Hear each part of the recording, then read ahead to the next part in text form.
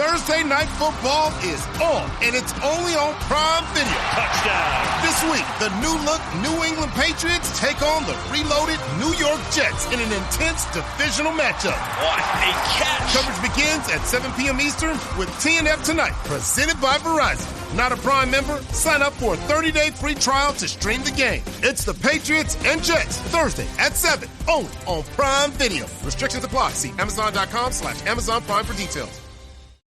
This episode is brought to you by Ring cameras and doorbells. A lot happens while you're away from home.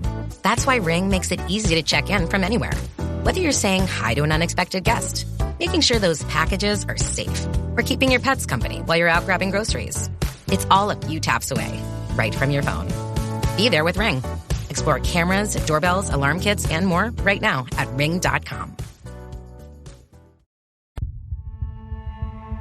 Thanks for listening to the Red Treehouse, where I tell scary stories to keep you up at night.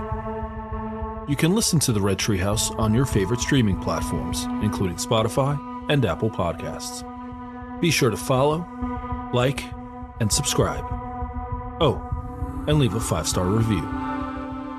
You can follow the Red Treehouse on social media, on TikTok, Instagram, YouTube, X, and Facebook at Red Treehouse Pod. And now you can find the Red Treehouse on Patreon.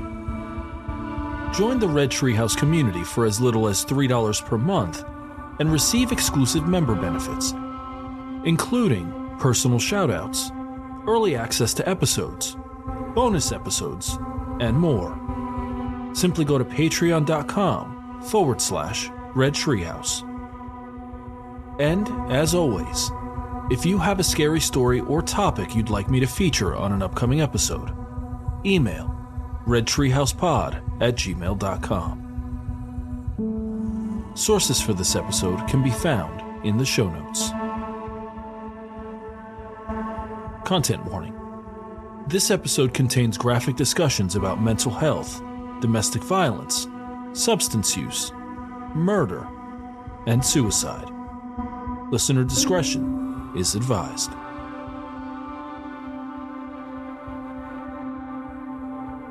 "826 North Rampart Street sits in the heart of the French Quarter in New Orleans. A small 2-story cottage, the building doesn't stand out among others on the street. The main level was home to the Voodoo Spiritual Temple, which exists to, quote, educate the community about voodoo and to dispel the myths and misconceptions associated with voodoo since time immemorial, end quote. On the second floor, in the upper right corner, is an apartment, which was home to Zack Bowen and Addie Hall. For a brief time, the couple shared the quaint space before tragedy struck. Since 2006, the home has gone by another name, the Rampart Street Murder House, and for good reason. It's important to say up front, the connection between the Voodoo Spiritual Temple and the Rampart Street Murder House is purely coincidental.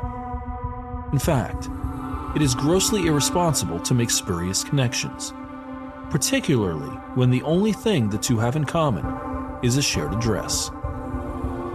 That said, the story of Zack and Addie is equally tragic and horrific, and evokes a range of emotions and reactions. The case is both complicated and confusing, and even now, nearly 18 years later, there are still more questions than answers. In this episode of The Red Treehouse, we're going to explore the terrifying story of Zack Bowen and Addie Hall, and the paranormal activity related to the Rampart Street Murder House. What compelled Zack to commit one of the most horrific crimes in New Orleans history?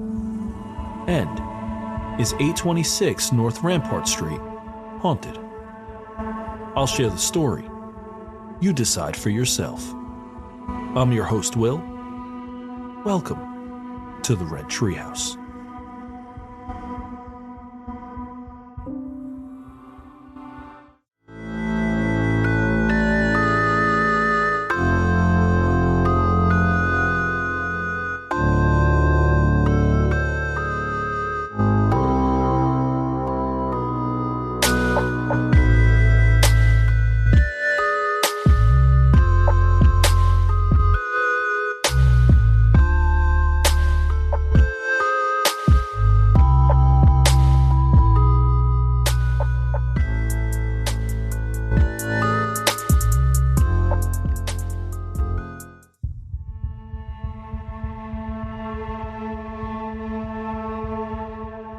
On the evening of October 17, 2006, New Orleans police received a call from the Omni Royal Orleans Hotel. They discovered a body on the roof of the parking garage. Police quickly arrived on the scene, and there, they found the mangled body of a man who'd either jumped or been pushed. Trying to make sense of the scene, and unsure about what they were dealing with, officers searched the body for identification. Instead, they found a handwritten note and what appeared to be a house key. Zack Bowen was by all accounts a gentle giant. Standing at 6 feet 10 inches tall, he was charming, friendly, and laid back. But he wasn't always this way. In fact, throughout high school, Zack was shy and socially awkward. In 1996, partway through his senior year, Zack dropped out of high school and traveled with his dad across the country. They eventually ended up in New Orleans, and within a short time, Zack began dating a woman, Lana Shupak, who was 10 years his senior. Soon after, Lana became pregnant. Only 18 at the time, Zack quickly became a doting and responsible father. Eventually, he asked Lana to marry him, and in 1999, she became pregnant with the couple's second child. Though he was working 2 jobs, Zack struggled to make ends meet, and in May 2000, Zack enlisted in the military, as the benefits would allow him to provide for his family. It's important to note the timing of Zack's enlistment. May 2000 was a time of peace, but 16 months later, 9/11 happened. By late 2002, Zack was deployed to Kuwait, and in early 2003, Zack was among the first units to invade Iraq. While there, Zack was thrust into a combat zone and quickly lost one of his best friends in a mortar attack. As if the devastation of losing a close friend weren't enough, Zack fell further into a tailspin when an insurgent attack killed a young child he'd befriended while in Baghdad. Grieving the loss of his friend and the young child, Zack longed to be home. And he purposely began failing his fitness tests so he could be sent back home. This worked. But instead of an honorable discharge, Zack received a general discharge under honorable conditions. While not the same as a dishonorable discharge, a general discharge under honorable conditions means, quote, there was something that prevented the service member from performing their job adequately or from meeting expected standards of conduct, end quote. It is possible that Zack's benefits were affected by his discharge status.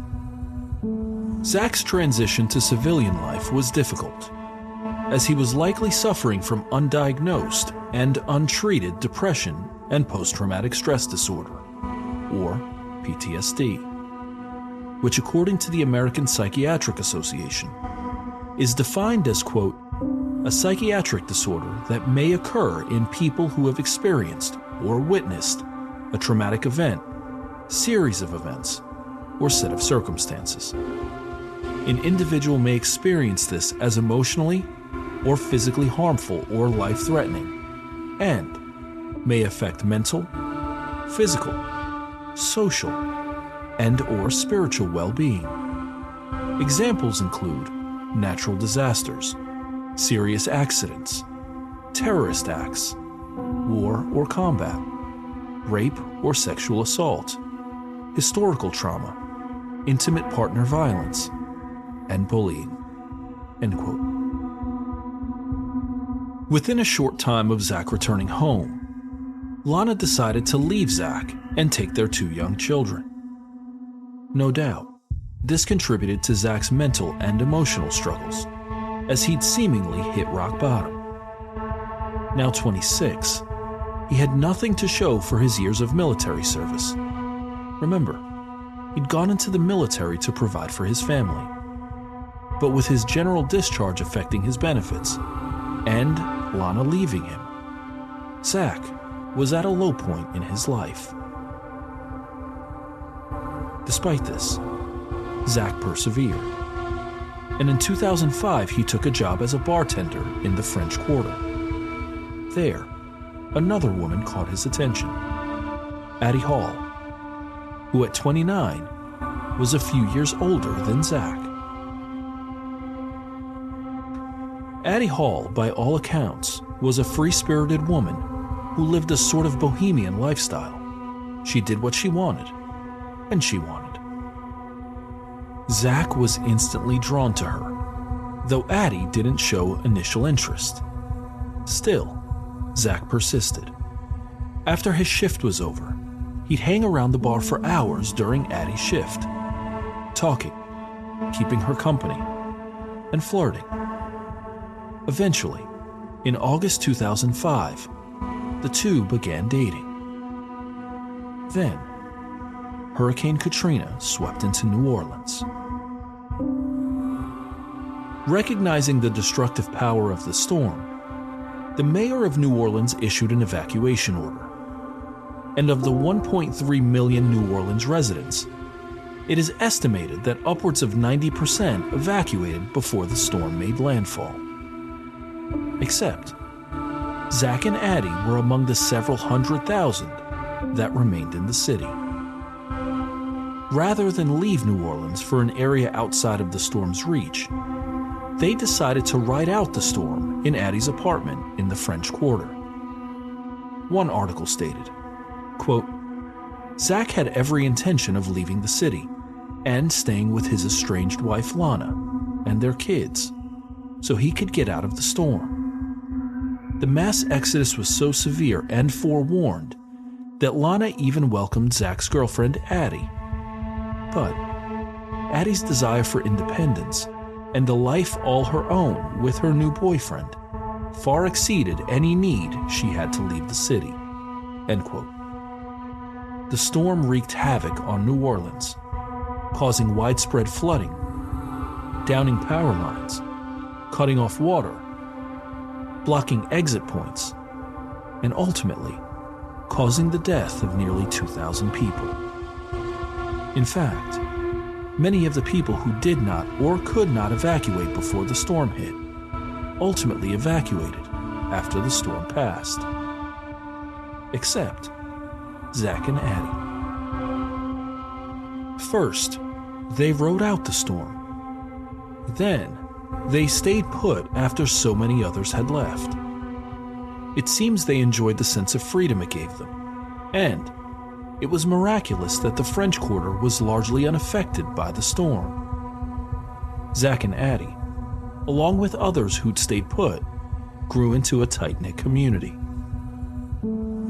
One article stated, quote, Zack and Addie gathered the few people that waited out the storm and collectively made dinners together over a campfire, drank booze out of dirty coolers, and stayed up late singing songs and looking up at the stars they couldn't see before because of the streetlights and brightness of the city. End quote. Zack and Addie had the city to themselves, and by all appearances, their romance was in full bloom. Then, the cleanup began. Eventually, the floodwaters receded, utilities were turned back on, and the reconstruction of New Orleans began, and the honeymoon ended abruptly. As part of the cleanup efforts, the military was called in to assist, and at the high point, over 50,000 Army and Air Guardsmen were in and around the New Orleans area. Zack, still dealing with untreated PTSD, began having flashbacks, and quickly began a downward spiral that would end in a horrific tragedy. Zack and Addie, who weeks before had been celebrities, even being interviewed by reporters and newspapers, were struggling to cope with the transition back to reality. One night, Addie went into an abandoned grocery store to scavenge for food and supplies. While there, she was attacked by a man who attempted to rape her. She fought back and escaped. But, unbeknownst to Zack, Addie had been sexually abused as a child, and the incident brought on flashbacks and horrible memories. Compounding the issue was Addie's diagnosis of bipolar disorder, which she had been treating with prescription medication. But when Hurricane Katrina hit the area, Addie was unable to get her prescription refilled, leaving her bipolar disorder untreated. To manage the stress, both Zack and Addie began to use alcohol and drugs. And for Addie, this often led to her lashing out at others, calling them names and tossing out insults. But there were also times when she became physically violent. As the two slipped further into alcohol and drug use, their relationship quickly deteriorated. After an especially aggressive argument, one in which Addie woke up with bruises, Zack decided the couple needed to split up. A few days later, they got back together. And the toxic cycle continued in a type of he loves me not. They fought and argued, broke up and got back together. Over and over. The fights grew increasingly loud, and on at least 2 occasions the police were called to try and keep everyone calm. Late in the summer of 2006, Zack began seeing a man he'd met at a bar, and it appears that he was just discovering that he was bisexual. Eventually, Addie found out and lashed out at Zack, using homophobic slurs to cut him down. The relationship continued in a downward spiral of toxicity. In late September 2006, Addie approached Zack and asked him to move in with her.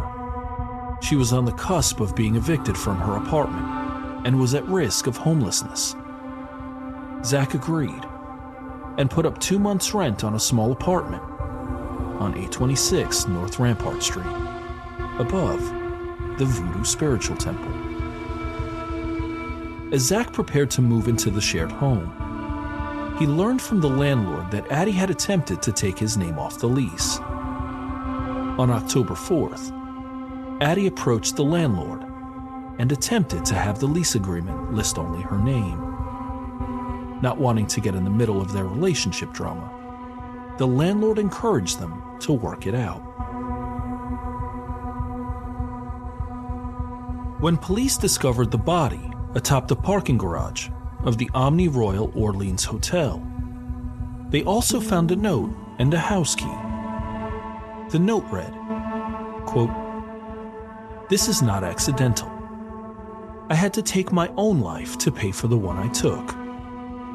If you send a patrol to 826 North Rampart, you will find the dismembered corpse of my girlfriend Addie.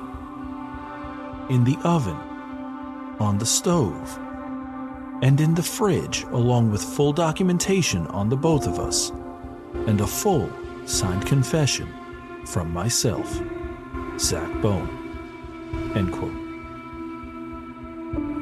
After reading Zack's letter, the police rushed to 826 North Rampart Street and made entry into the small corner apartment. What they found was straight out of the worst nightmare. Immediately, they noticed the coldness of the apartment. The thermostat was set to 60 degrees. They also noticed messages scribbled all over the walls. Quote, "Spray painted with haunting messages of regret and pain, such as, 'I'm a failure,' and instructions to call Zack's ex-wife and tell her he loved her." End quote. Then, they saw the message, quote, "Look in the oven," end quote, with an arrow pointing to the stove.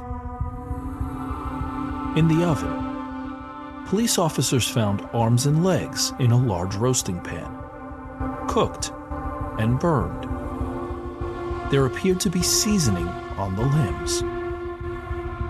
On the counter next to the stove, they found cut-up vegetables on a cutting board.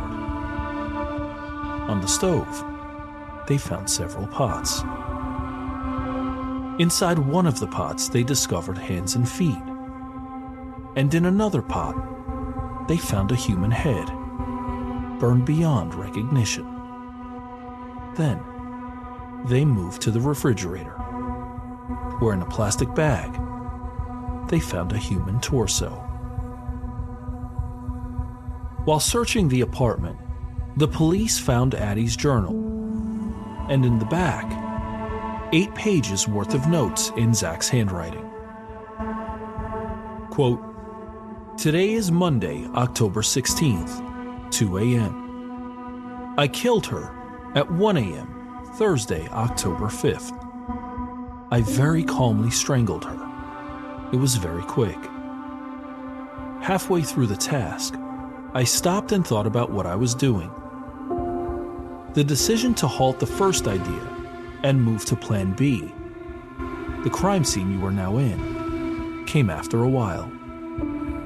I scared myself not by the action of calmly strangling the woman I've loved for 1.5 years, and then desecrating her body, but by my entire lack of remorse. I've known for forever how horrible of a person I am, ask anyone, and decided to quit my jobs and spend the $1,500 cash I had being happy until I killed myself. So that's what I did. Good food, good drugs, good strippers, good friends, and any loose ends I may have had. I didn't contact any of my family, so that'll explain the shock, and had a fantastic time living out my days. It's just about time now." End quote. For nearly 2 weeks, Zack deflected questions about Addie's whereabouts, telling friends that she'd left and gone to North Carolina. Many accepted this, as they knew Addie to be somewhat unpredictable and impulsive. In the 12 days between Addie's murder and his suicide, Zack went to work, spent his money, and seemingly lived life as normal. He also desecrated Addie's corpse, moved her to the bathtub, dismembered her using a knife and hacksaw, and calmly cleaned up the bathroom. One article stated, quote, "It took him 4 days to decide what to do with Hall's remains. During that time, he went on about his life as normal. Friends who met with him during the 2 weeks between the murder and his suicide said he seemed to be in good spirits, and even spoke of going on a vacation." End quote. Initially, it was thought Zack cooked Addie's remains to eat them. However, the coroner ruled that there was no evidence of cannibalism, as an autopsy of his remains, quote, "confirmed there were no human remains in his system." End quote. It seems he did this to make her remains easier to dispose of. The autopsy further revealed that Zack's body was covered in cigarette burns, 28 to be exact, 1 for every year of his life. I mentioned earlier that the apartment on 826 North Rampart Street sits above the Voodoo Spiritual Temple. And while it is tempting to make an erroneous connection between the temple and the tragedy of Zack and Addie, we would do well to avoid this. What sometimes makes for a good story can also lead us towards untruth. Still, that has not stopped people from making irresponsible claims. The home of Zack and Addie has since been turned into a museum of the paranormal, which offers tours of the small apartment and includes the stove and refrigerator where Addie's remains were found. In the years since the tragedy, multiple paranormal investigations have occurred at the home, with, quote, investigators sensing a cold draft despite the windows being closed, and a presence in the bathroom, end quote. Others have reported feeling as though they were being watched, as if the walls were pressing in on them, and feeling an ominous presence. One article stated, quote, reports include residents hearing disembodied voices. There is a force so ominous attached to this property that it can be felt by those that walk down the street in front of the house. Many have reportedly spotted shadowy figures moving both inside and outside of the property. Some investigations have picked up pretty interesting EVPs as well. One such instance, a voice was recorded saying, "Please, don't hurt her," end quote. To this day, the home at 826 North Rampart Street is considered haunted, and that somehow Zack was influenced by the spirits that reside in the home. I'm convinced Zack and Addie's demons were less supernatural and more natural. It's important to understand that no matter Addie's behaviors, she was worthy of dignity and life, and she was murdered through no fault of her own. As important, despite Zack's evil actions, he too was worthy of dignity and life, though his actions caused the loss of both his and Addie's. In our quest for catharsis, we sometimes make superfluous connections rather than sitting with the complexity of grief and confusion. The uncomfortable truth is Zack likely suffered from depression and PTSD, which was compounded by his alcohol and drug use. Mix in an unhealthy, even toxic relationship, and you have the potential for incredible volatility and violence. Likewise, the uncomfortable truth is Addie likely suffered with childhood trauma, which was compounded by her untreated bipolar disorder and alcohol and drug use. Mix in an unhealthy, even toxic relationship, and you have the potential for incredible volatility and danger. The uncomfortable and scary truth is that Zack Bowen's personal demons got the best of him, leading to a tragic and horrific murder-suicide. As we close this episode of the Red Treehouse, we're still left with this lingering question. What ultimately compelled Zack Bowen to commit one of the most horrific crimes in New Orleans history? I've shared the story. Now you decide for yourself. I'm your host, Will. Thanks for joining me in the Red Treehouse.